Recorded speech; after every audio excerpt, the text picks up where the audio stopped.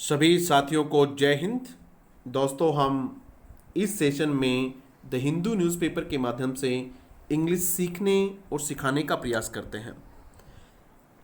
इसमें हम the Hindu editorial के माध्यम से English grammar, comprehension, vocabulary, common error के क्वेश्चंस, बहुत सारी चीज़ें, एक फुल पैकेज आप लोगों को मिलने वाला है। इसमें मैं आप लोगों को बता दूं कि ये किन किन लोगों के लिए बहुत उपयोगी होने वाला है। वे सब लोग जो एसएससी की तैयारी कर रहे हैं, बैंकिंग एग्जामिनेशंस की तैयारी कर रहे हैं, उसके बाद एयरफोर्स नेवी की तैयारी कर रहे हैं, और वे सब लोग जो इंग्लिश सीखना चाहते हैं, जो हिंदी बैकग्राउंड से हैं और इंग्लिश के न्यूज़पेपर्स पढ़ना चाहते हैं, उसको ट्रांसलेट करना चाह रहे हैं, उन सब लोगों के लिए आज का ये सेशन बहुत उपयोगी होने वाला है। जो लोग चैनल पे पहली बार हैं उनको मैं बता दूं कि हम इसमें दो सेशन रखते हैं। एक जो हमारा एडिटोरियल का सेशन है और इसके साथ ही एक सेशन द रिवीजन सेशन होता है। रिवीजन सेशन में हम क्या करते हैं, जो कल एडिटोरियल मैंने आप लोगों को पढ़ाया था उससे संबंधित कुछ वर्ड्स को वापस देखते हैं, कॉमन एरर के क्वेश्चंस देखते हैं, ग्रामर के क्वेश्चंस देखते हैं, और उसके बाद आज के इस एडिटोरियल में हम कौन कौन से की वर्ड्स पढ़ेंगे, कौन कौन से इंपॉर्टेंट वर्ड्स पढ़ेंगे, उनको भी हम उसमें देखने वाले हैं। तो पहले हम उस रिवीजन सेशन में चलते हैं, उसके बाद फिर हम इस एडिटोरियल को करेंगे।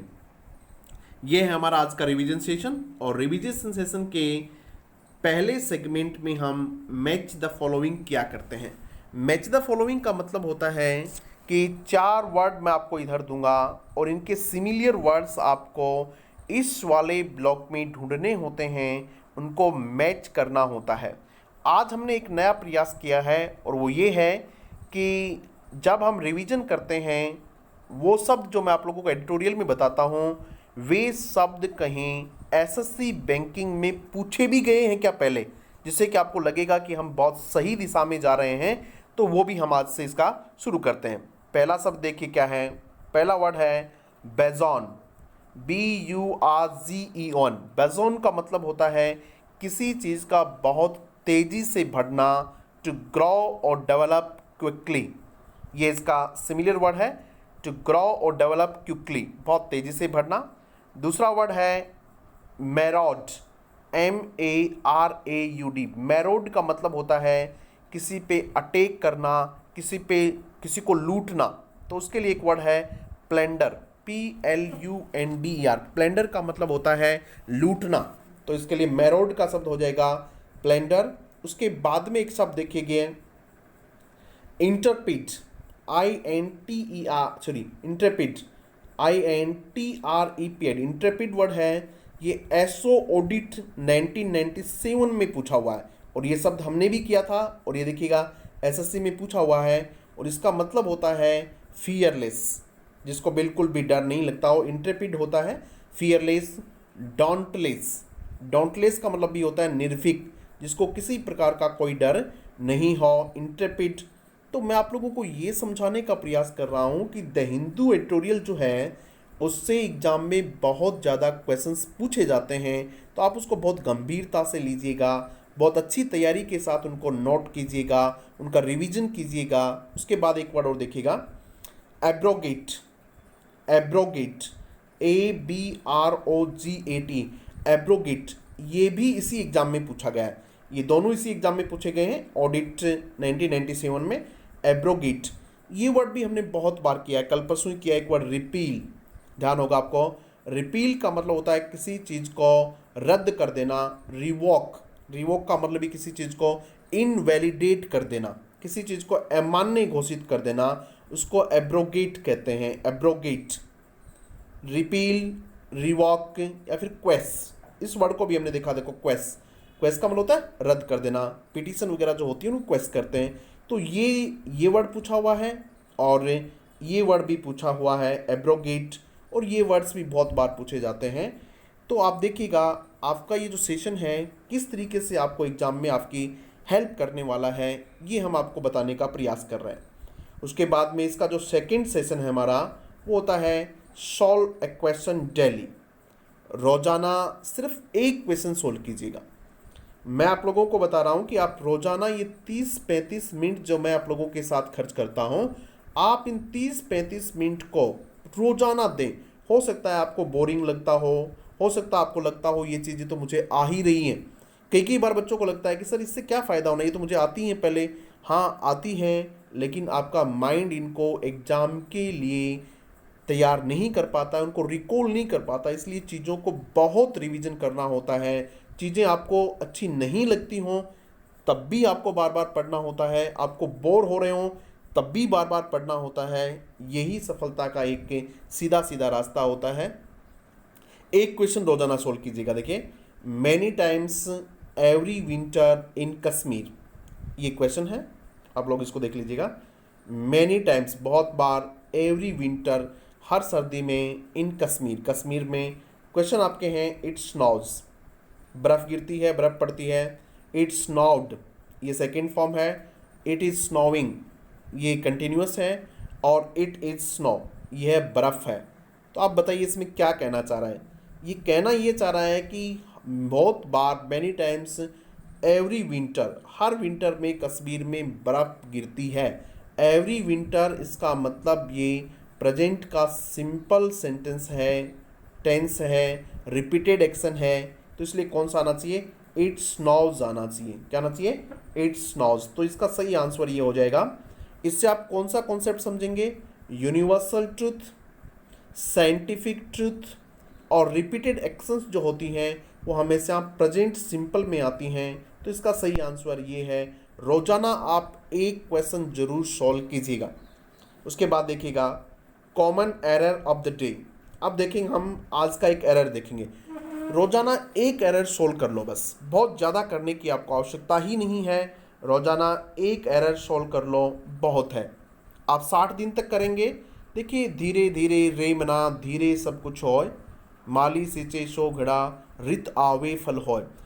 आप धीरे धीरे करेंगे तब चीज़ें आएंगी। ऐसा नहीं कि एक ही दिन में आपको कहो कि सर हमें तो सारी चीज़ें समझ आ जानी चाहिए, नहीं आ जाएंगी।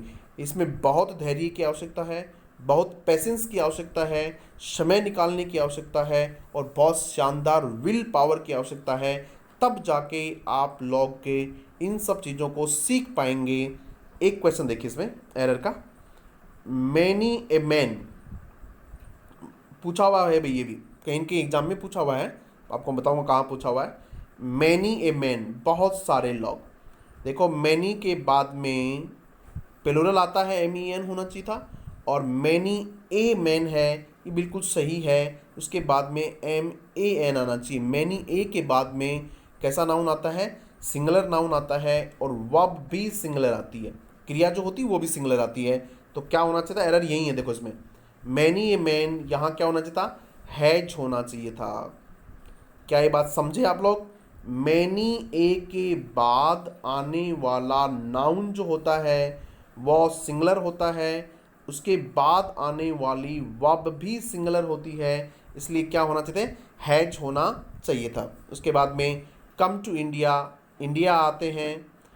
फ्रॉम बांग्लादेश, बांग्लादेश से। टू लिव हियर, या रहने के लिए। परमानेंटली, यानी हमेशा हमेशा के लिए। ये जो पूछा हुआ है आपसे SSC CGL टायर सेकंड 2013 में पूछा हुआ सेंटेंस है। ये क्वेश्चन आपको यहाँ पूछा हुआ है। मैंने इसको यहाँ क्यों डाला, क्योंकि कई दिन से हम इस प्रकार के स्ट्रक्चर पढ़ रहे थे, मैनी ए। तो मैं आपको बताना चाह रहा हूँ कि मैनी ए जो स्ट्रक्चर है इससे भी एग्जाम में क्वेश्चन पूछे जाते हैं। मेरा सीधा सीधा आपको समझाने का प्रयास ये है कि जो आप लोग एडिटोरियल पढ़ते हैं, इस एडिटोरियल को आप लोग लिंक करके पढ़ें। लिंक करके मतलब आपके एग्जाम में एडिटोरियल कहाँ काम आएगा, इस तरीके से इसको लिंक करो कि देखिएगा मैनी ए हमने एडिटोरियल में पढ़ा और मैनी ए क्वेश्चन कहाँ पूछा हुआ है, 2013 SSC CGL में पूछा हुआ है। इससे आपकी जो तैयारी है बहुत अच्छी हो जाएगी, आपकी एग्जाम ओरिएंटेड तैयारी हो जाएगी, आपकी सिलेबस ओरिएंटेड तैयारी हो जाएगी। अब हम पढ़ते हैं वोकैबुलरी ड्रिल। ये वोकैबुलरी ड्रिल क्या काम आता है अभी, ये कंप्रहेंशन में काम आता है, ये आपको क्लोज टेस्ट में काम आता है, ये सेंटेंस इंप्रूवमेंट में काम आता है। सबसे पहले इसमें हम एक वर्ड पढ़ेंगे, अवॉइड, AVERT। अवॉइड का मतलब होता है अवॉइड, AVOID, अवॉइड यानी बचना, टालना किसी चीज़ को, अवॉइड होता है। फॉइल्ड, दूसरा वर्ड है FOILED, फॉइल्ड, FOILED, फॉइल्ड का मतलब होता है किसी चीज़ को असफल कर देना। फॉइल्ड का मतलब क्या होता है? असफल कर देना। किसी चीज़ को असफल कर देना क्या होता है? फॉइल्ड होता है। स्पायरलिंग होता है, स्पायरल बाइंडिंग होती है ना, स्पायरलिंग का मतलब होता है बहुत तेज़ी से बढ़ना किसी चीज़ का। और एक ओन वर्ड है, ओन प्रेपोजिशन है। ये जो हम वोकैबुलरी ड्रिल लेते हैं, ये टाइम्स ऑफ इंडिया के एडिटोरियल से लेते हैं। आज के टाइम्स ऑफ इंडिया का जो एडिटोरियल है, उसका जो हेडिंग है वो मैं आप लोगों को अभी बता देता हूँ मैंने कौन से एडिटोरियल से ये लिया है। तो ये था अर्बन बैटल ग्राउंड्स। आज के टाइम्स ऑफ इंडिया का जो एडिटोरियल है, अर्बन बैटल ग्राउंड्स की पहली या दूसरी लाइन ही है ये।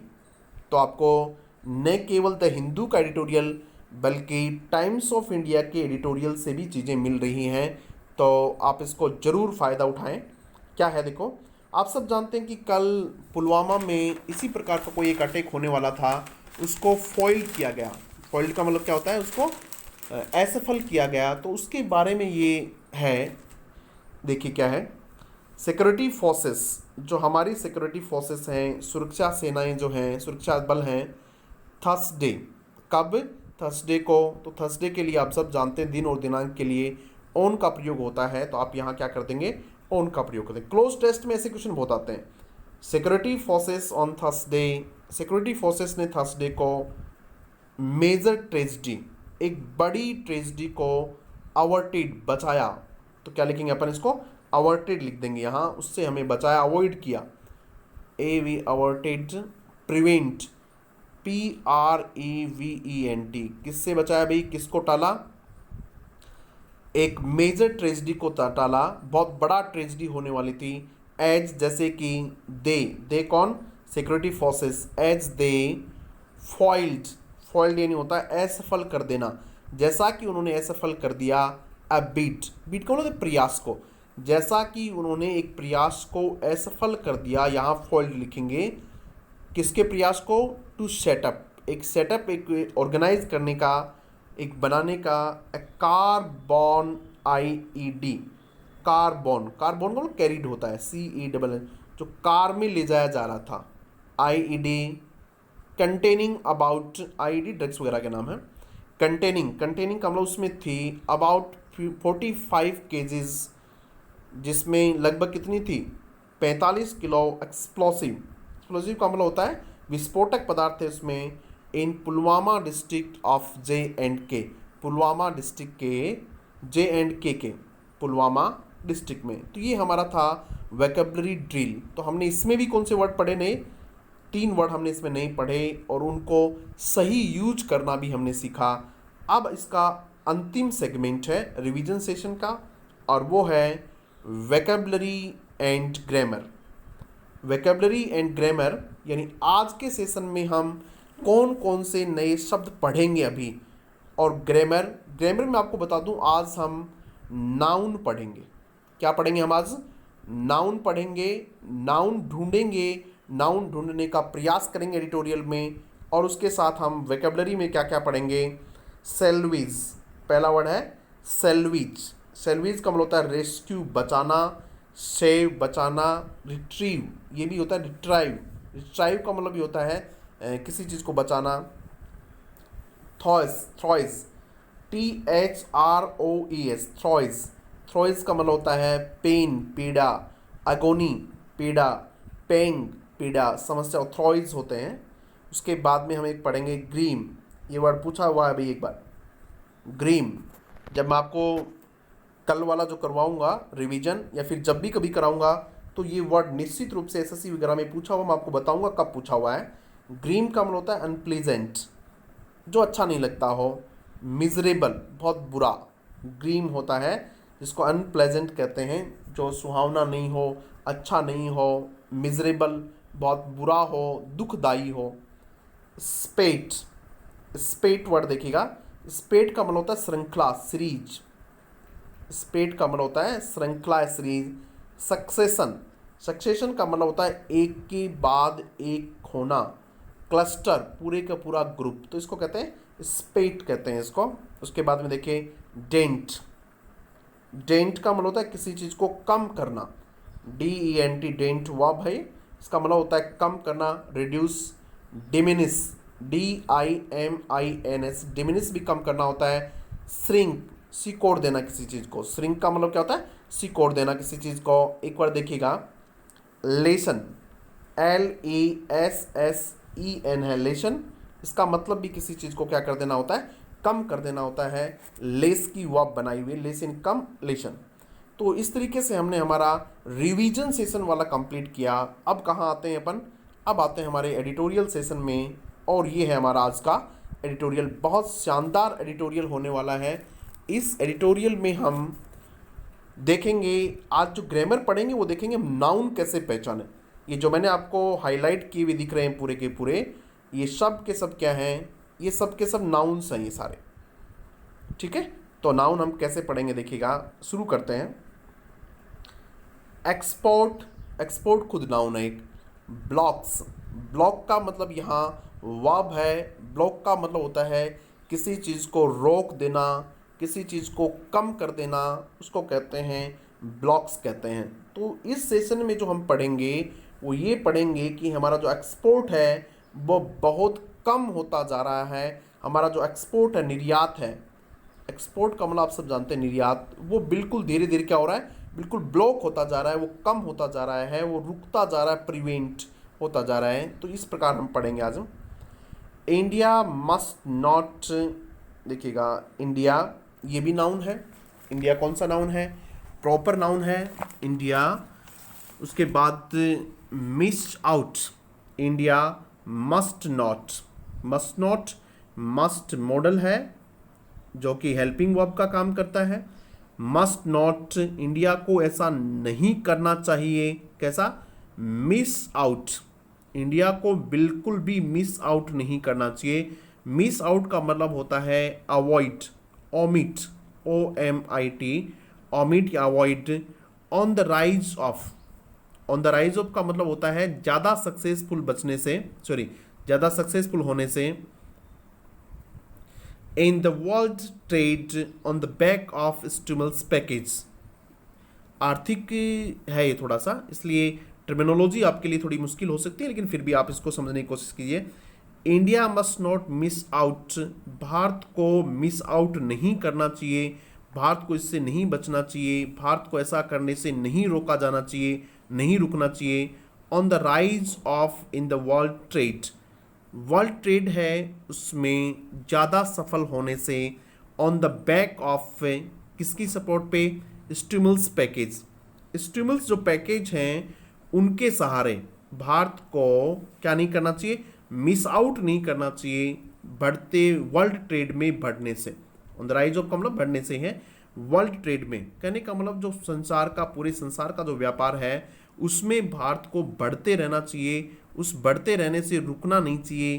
किसके आधार पे, स्टिमुलस पैकेज के आधार पे उसको रुकना नहीं चाहिए, उसको आगे बढ़ते रहना चाहिए। अब देखिएगा हम इसमें नाउन पहचानते हैं। आर्टिकल द है, उसके बाद निश्चित रूप से क्या आएगा, नाउन आएगा, क्योंकि आर्टिकल के बाद में निश्चित रूप से नाउन का ही प्रयोग किया जाता है। तो ये राइज क्या हो गया, हम आपको नाउन पहचानना सिखा रहे हैं, ठीक है। तो राइज नाउन हो गया। उसके बाद देखिए प्रेपोजिशन अपने बाद में नाउन लेती है, ये प्रेपोजिशन है इन, तो ये वर्ल्ड भी क्या हो गया, नाउन हो गया। उसके बाद देखिएगा वर्ल्ड ट्रेड, इसको कंपाउंड नाउन कहते हैं, वर्ल्ड भी नाउन, ट्रेड भी नाउन। फिर देखिए आर्टिकल द है, तो इसके बाद ये बैक भी क्या है, नाउन है पक्का। उसके बाद में ऑफ है, तो स्टिमुलस भी क्या है, नाउन है, पैकेज भी नाउन है, लेकिन ये देखिएगा, सॉरी स्टिमुलस जो है वो एडजेक्टिव है, किसका, इस पैकेज का जो है, ये इस पैकेज का एडजेक्टिव है। उसके बाद हम देखते हैं आगे, ऑफिशियल ट्रेड डाटा, ये ट्रेड डाटा नाउन है, ट्रेड भी नाउन होता है, डाटा भी नाउन है, लेकिन दोनों साथ हैं, इसलिए यहाँ जो ट्रेड है ये इस डेटा का क्या कर रहा है, एडजेक्टिव का काम कर रहा है, इस तरह ध्यान रखेंगे। ऑफिशियल आधिकारिक ट्रेड डाटा फॉर अप्रैल, व्यापार के जो आंकड़े मिले हैं आधिकारिक, किसके लिए, अप्रैल के लिए रिलीज्ड, वो रिलीज करते हैं एट द, जो रिलीज किए गए थे at the mid point of, किसके, मिड पॉइंट, बिल्कुल बीच में, ऑफ द फिनेंस मिनिस्ट्रीज अब आप समझ लेंगे इसमें जितने भी मैंने ये जो हाईलाइट किए हुए सब के सब क्या है नाउन है। एक बार दोबारा से देखते हैं। Official trade data for April, अप्रैल के लिए जो ऑफिशियल ट्रेड डाटा आए हैं, व्यापार के जो आंकड़े आए हैं, रिलीज्ड जो रिलीज किए गए थे, कब रिलीज किए गए थे? At the mid point of, बिल्कुल बीच में, किसके बीच में? Of the finance ministries 5 trains package, finance ministry के, आर्थिक मंत्रालय के, वित्त मंत्रालय के 5 पार्ट, 5 ट्रेन्स का मतलब होता है जिसके 5 हिस्से हैं, इस प्रकार के पैकेज के लिए, इस प्रकार के पैकेज के बीच में। और वो पैकेज किसके लिए था?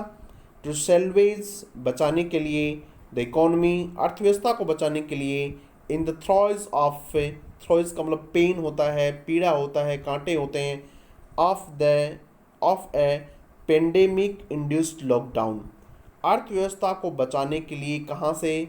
ए पेंडेमिक इंड्यूस्ड लॉकडाउन, किसकी पीड़ा से बचाने के लिए भी? पेंडेमिक आप सब जानते हैं, इंड्यूस्ड का मतलब कॉज्ड, लॉकडाउन, उस लॉकडाउन से जो पेंडेमिक की वजह से आया था, वॉज ग्रीमेस्ट। अब ये देखिएगा, ये जो वॉज वर्ब है, ये वॉज वर्ब किसके लिए है? इस डेटा के लिए है, इसलिए ये वॉज आया। वॉज द ग्रीमियस्ट, सबसे अनप्लीजेंट था, ग्रीमियस्ट का मतलब बहुत अनप्लीजेंट था, इन ओवर 2 डिकेड्स, लगभग कितने डिकेड्स में? 2 डिकेड्स में, यानी पिछले 2 दशकों में ये सबसे मुश्किल बात आई थी, सबसे अनप्लीजेंट बात थी। क्या थी अनप्लीजेंट बात? देखिए, मर्चेंडाइज एक्सपोर्ट्स, ये नाउन है, मर्चेंडाइज आप सब समझते हैं क्या होता है? माल होता है मर्चेंडाइज, वस्तु, एक्सपोर्ट्स निर्यात, वस्तु व्यापार जो है, वस्तु का जो निर्यात है, माल का जो निर्यात है, हैज़ कोलाप्स्ड, वो क्या हो गया है? गिर गया है, बिखर गया है, बाई ओवर 60%, कितने परसेंट से? 60% से, वस्तु निर्यात जो है वो 60% से गिर गया है, 60% कम हो गया है।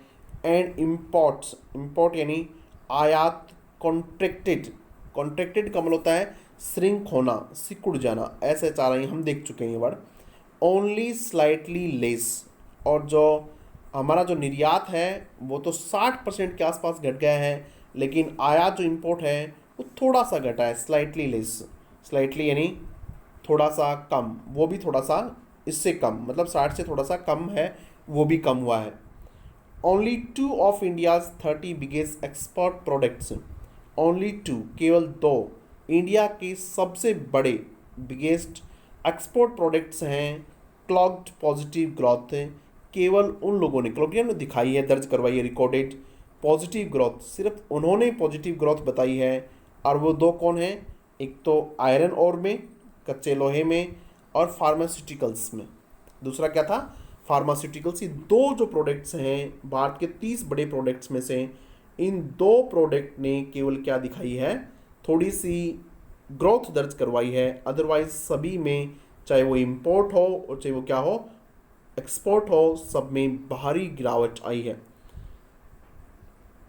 द लेटर, लेटर यानी बाद वाला, इसको थोड़ा समझ लो आप ग्रामर की भाषा में। LATTR जब वर्ड आता है तो उसमें 2 दिए होते हैं, उसमें बाद वाला के लिए LATTR वर्ड काम आता है। तो देखिएगा इसमें द लेटर, लेटर कौन सा हुआ इसमें? Pharmaceuticals. The latter by just $0.25%, और दूसरे में तो वर्दी सिर्फ कितनी हुई है? जस्ट $0.25%, 1% का भी 1/4 हिस्सा बढ़ा है, यानी कोई बड़ा ज़्यादा नहीं है।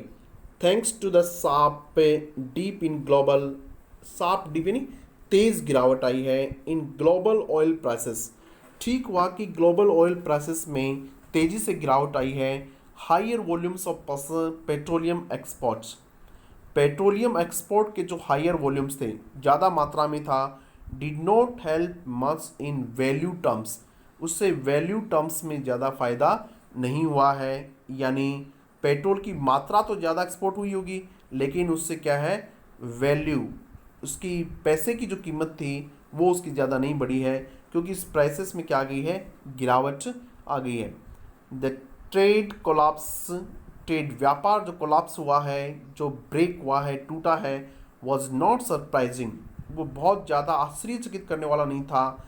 एज जैसा कि द स्पेट का मतलब होता है सीरीज ऑफ नेशनल लॉकडाउन्स, जैसा कि सीरीज आई है, एक क्लस्टर हुआ है, बार बार हुए हैं national lockdowns around the world, पूरे संसार भर में, हैव नॉट ओनली डेंटेड, इन्होंने न केवल डेंट किया है, डेंट का मतलब क्या होता है रोकना, इन्होंने न केवल डेंट, अभी मैंने आपको बताया था डेंट का मतलब क्या होता है किसी चीज़ को कम कर देना, किसी चीज़ को रोक देना, इन्होंने न केवल रिड्यूस किया है, डिमिनिश किया है, कम किया है डिमांड को एंड इन्वेस्टमेंट, न केवल इन्वेस्टमेंट निवेश और डिमांड को, बट सीवियरली बहुत गंभीर तरीके से डिस्टर्ब कर दिया है global supply chain, global supply chain को भी।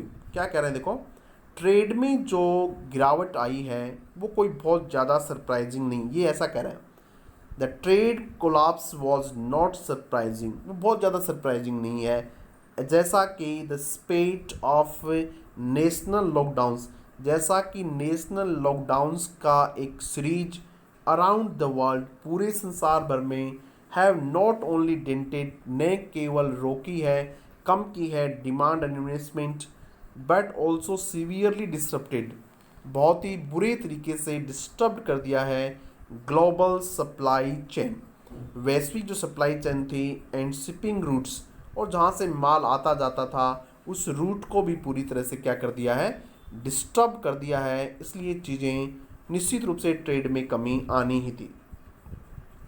इंडियाज एक्सपोर्ट, भारत का जो एक्सपोर्ट है निर्यात था, however were already in A free fall, Bharat का निर्यात तो पहले से ही फ्री फॉल का मतलब टू फॉल रैपिडली, तेजी से, टू फॉल एक्सपेनेंशियली, तेजी से, भारत का निर्यात तो पहले से ही तेजी से गिर रहा था।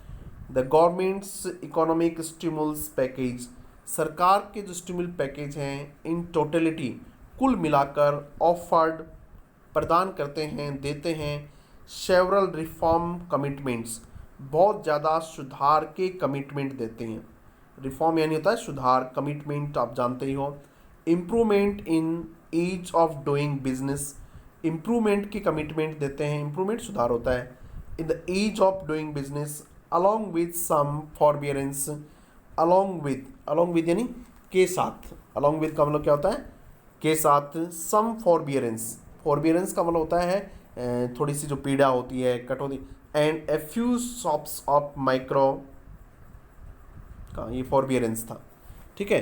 फॉरबियरेंस का मतलब हमने आपको बताया कि थोड़ा कंट्रोल होता है फॉरबियरेंस, ठीक है। उसके बाद में along with some forbearance and a few shops, SOPS देखना, शॉप का मतलब तुच्छ, बिल्कुल जो बहुत ज़्यादा इंपॉर्टेंट नहीं हो, एक SHOP शॉप होता है, एक SOP शॉप होता है फॉर माइक्रो, कुछ थोड़ा सा micro small and medium enterprises के लिए भी उसमें कुछ है, many of which also export oriented units हैं, और उनमें से भी ज़्यादातर तो एक्सपोर्ट ओरिएंटेड यूनिट्स हैं। हाउएवर फिर भी there was no explicit website, however फिर भी देयर वाज नो एक्सप्लिसिट का मतलब होता है क्लियर, फिर भी कोई क्लियर रेस्पाइट का मतलब छूट या आराम, ऑफर्ड फॉर एक्सपोर्ट्स को कोई बहुत क्लियर छूट नहीं दी गई है। The Reserve Bank of India, भारत का reserve bank on May 22 did unveil का रिवील प्रकट करना, ए फ्यू मेजर्स कुछ उपाय, including a special 15,000 crore liquidity facility, किसको शामिल करते हुए 15,000 करोड़ की लिक्विडिटी सुविधा, लिक्विडिटी मतलब पैसे का इधर उधर से चलना, तरलता सुविधा for EXIM banks, export banks को of India, and a 6 month extension, और एक 6 महीने की वृद्धि। एक्सटेंशन का मतलब होता है किसी चीज़ का बढ़ाना, फॉर इम्पोर्टर्स किसके लिए, आयातकों के लिए, टू कॉम्पीट आउटवार्ड रेमिटेंस, किससे कॉम्पीट करने के लिए, आउटवार्ड रेमिटेंस, जो बाहर की तरफ पैसा जा रहा है उससे कॉम्पीट करने के लिए, रेमिटेंस का मतलब होता है जो बाहर से पैसा आता है या जाता है। फॉर एक्सपोर्ट्स के लिए the minimum permissible credit paid, निर्यातकों के लिए जो मिनिमम परमिसेबल क्रेडिट पीरियड है, मिनिमम जो क्रेडिट पीरियड है फ्रॉम बैंक से वॉज एक्सटेंडेड, उसको बढ़ा दिया गया है फ्रॉम 12 month to 15 month, 12 महीने से 15 महीने बढ़ा दिया है। फॉर डिस्बर्समेंट अदायगी होती है, डिस्बर्समेंट का मतलब चुकाना या अदायगी होती है। मेडअप जो होना था जुलाई 31/22। तो इस तरीके से आज का हमारा ये सेशन था। यदि आपको सेशन ठीक लगा हो तो आप लोगों के साथ इसको ज़रूर शेयर कीजिएगा। Thank you very much.